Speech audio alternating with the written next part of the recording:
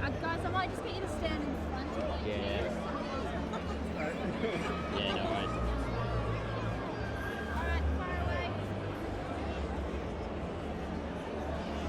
Okay, rolling. Do you want me to ask questions or? Ash, another grand final. You must be pleased, especially with that position you were in with the bat 3 for 22 to chase it down. Yeah, I guess I suspect at the end of our careers we're going to look back on team success and finals played and championships won. So, from the outset, it's been our plan to get ourselves into another final and give ourselves an opportunity to win another trophy. That being said, in T20 cricket, there's always going to be ups and downs, and tonight was no different.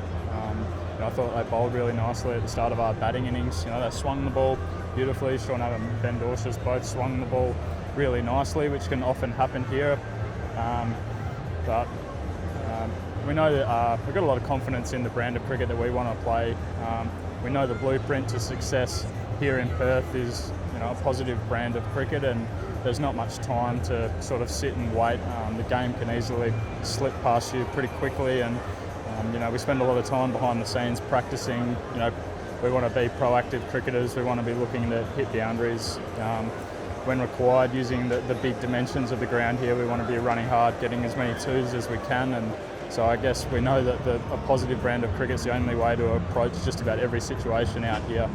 We've been fortunate that we've had some really nice batting wickets out here for us batters, and I think it's been something that we've done well this year is chase down totals, and sort of to have a number on the scoreboard sort of staring at you sort of dictates the tempo that we need to bat at, and I think we've got a lot of confidence in our batting order at the moment. I think everyone's had opportunities and played well at different parts of the year, and we'll take that confidence into the final next Saturday. Was 151 a fair bit below par? It looked like a slower wicket than the Sunday night. Look, I'm not a big subscriber to par scores. Had they got 220, we would have been confident that we were able to chase it. Had they got 120, it might have been a bit trickier. It's really difficult to label wickets, and I think it's the third time we've used this particular strip. It's been rare that we've used a wicket here at Optus Stadium 3 times, so we're sort of in uncharted waters to some extent, but we saw the wicket to me it looked a bit drier. The ground staff didn't seem to think so, but it looked a little bit dry to me. We probably saw a couple balls take a little bit more turn than we expect here. Sometimes when it's got that really glossy sheen to it. I think our bowlers did a really good job in that first period. We sort of had all our eggs in one basket to play the quicks. That being said, we had a couple part-time options, but we thought our quicks were doing a really good job. We're confident in our game plans here in Perth, and I think we used the dimensions of the ground to our advantage. Look, if I'm being picky, we could have caught a bit better. The last 2 games we've let a few slip us by, but I think before that our catching is as good as anyone in the competition, and it won us a lot of games. So it's probably one area of the game where we can improve, and hopefully come another big game next Saturday night we can hang on to a few more chances. How close was David Payne to not playing, and how is he now? It sounds like he's not too flush, but a good decision in the end, wasn't it? He got Steve Smith out, he got Enrique's out, and ended up with 3 wickets despite probably not feeling 100%.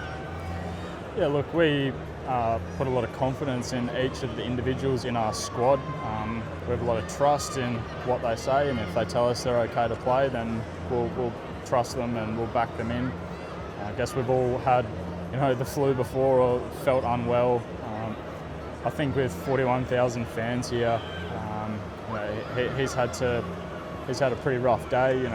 Sometimes when you're crook, getting out of bed can be a challenge, but I think once the big lights are on and 41,000 people cheering for us in orange, the adrenaline's going. We were able to see tonight that he performed as we expect him to perform. He's been such a valuable inclusion into our squad.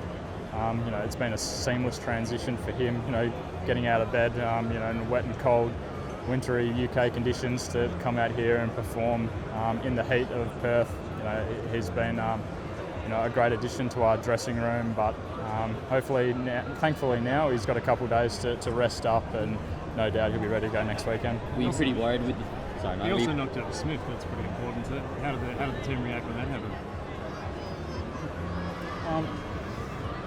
I love watching Steve Smith bat, and he's been such a shining light for this competition. And we're stakeholders in the Big Bash, and we want as many eyeballs on the game. We want to see the best players playing, and to be able to sit back and watch him bat over the last few games has been a privilege to watch. Really, it's as good at batting as we've seen in the Big Bash competition.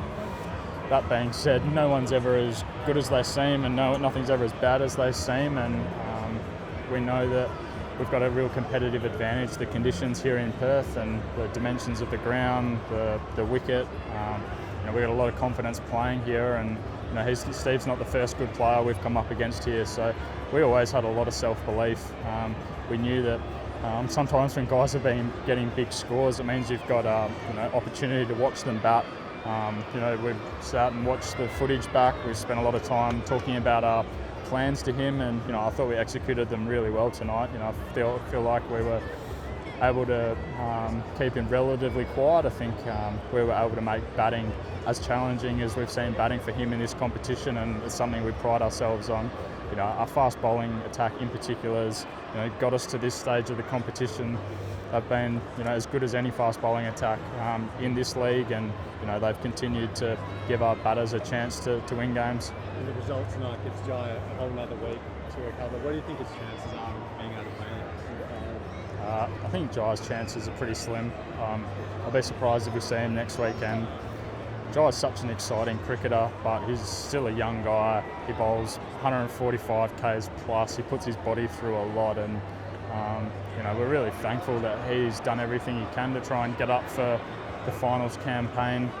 He loves playing for the Perth Scorchers. We know how valuable he is to any team that he's a part of, but we also have a bit of perspective, and Jai's got a lot of cricket ahead of him in Orange, playing for Western Australia, playing for Australia, playing for franchises around the world, and he's too important and to put unnecessary risk on his body. So I think he's less chance than more chance of playing, which is disappointing for us. We want him in our team as many times as possible, but there's also a risk-reward balance, and I don't think it's worth putting someone's young body under too much stress. And I'm guessing Kelly will probably be fit, but how hard will it be to change it on the side? Well, Lance Morris is going to a training camp to prepare for India, so he won't be here. So there's going to be one spot. We'll have to assess the conditions. Peter Hatzoglu's bowled really nicely for us over a couple of years now, and he was really unfortunate to miss selection tonight. He's someone who should be playing at this level. He's got a proven track record. He's won us games. I rewind 2 games ago to Adelaide, and he takes 3 for us and bowls beautifully to a short leg side boundary. And it's difficult to not reward performances like that with game time, but I guess that's the nature of being in a good side. There's going to be some unfortunate selections, but with Lance missing next weekend, there's an opportunity, whether it be Matt Kelly or Peter Hatzoglu. The depth of our squad is something that we've prided ourselves on for a long period of time, and we're fortunate that we've got options to pick from. Can you talk us through pre-game? When did you find out about David Payne? When was the decision made to put him in a separate change room? And when did he actually get the go-ahead to play tonight? I found out yesterday morning, probably.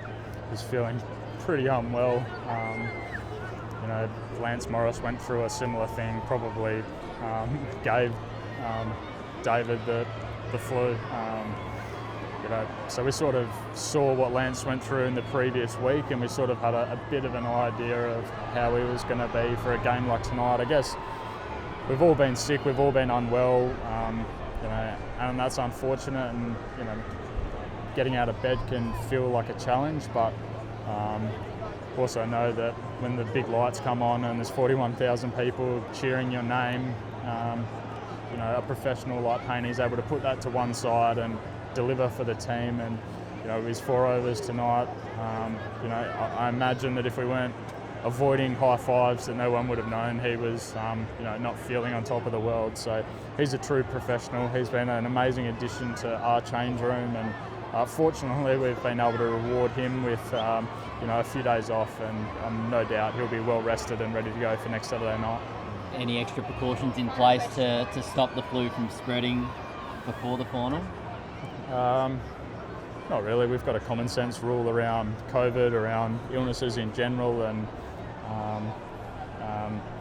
we like to put a lot of trust and confidence in our players and staff, and we trust that everyone will do the right thing and prepare themselves as best they can to be able to perform next Saturday night, whether that be illness related, whether it be wellbeing related, physical, skills wise, where we trust everyone to do what they needed to do to individually prepare for next weekend. And just one on the record as well, all-time leading run scorer. Were you aware how close you were tonight, or? Nah. Who did I pass? Sauce? Mitch Marsh. Mitch. I've probably played twice as many games as him, so it's nice to have a record, but yeah, that's all I got. Yeah, right. Cheers. Thanks, guys. Thanks, Ash. I'll take that. Thanks very much. Cheers. Thanks, guys.